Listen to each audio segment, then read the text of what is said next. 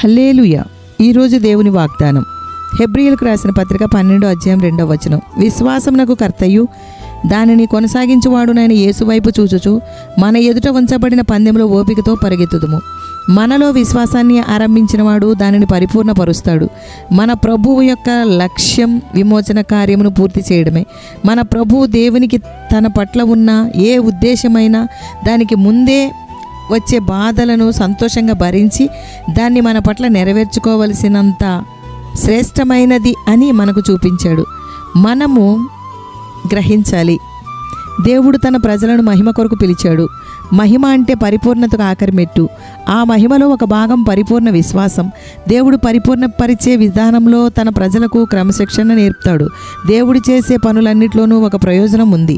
మన విశ్వాసానికి వచ్చే పరీక్షలు ఎప్పుడూ ఆయన చేసే పనులన్నిటినీ బలపరుస్తాయి. ప్రతి అనుభవంలోనూ దేవుని సర్వాధిపత్యాన్ని, ఆయన ఉద్దేశములను గ్రహించగలిగే వివేచన ఓపిక కలిగి ఉందుముగాక. దేవుని మార్గాలు అర్థం కాకపోవచ్చు, కానీ దేవుని కృపకు గుర్తులుగా అంగీకరించి వాటి ద్వారా నేర్చుకోవాలి. దేవుడు మన విశ్వాసానికి క్రమశిక్షణ నేర్పిస్తూ ఉండగా ఆయన కార్యాల్లో ఆయన ప్రేమను మనం గుర్తించగలగాలి. మనం నేర్చుకుంటూ మన విశ్వాసం బలపరచబడుతూ ఉండాలని కోరుకుందాం. ప్రార్థన చేసుకుందాం.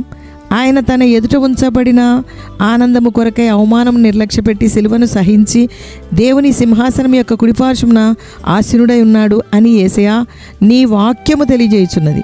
నీ వాక్యమును బట్టి యేసయ్యా మా ఎదుట ఉంచబడిన పందెములో ఓపికతో పరిగెత్తుటకు కావలసిన సిలువ శక్తిని, సిలువ బలమును మాకు అనుగ్రహించుము.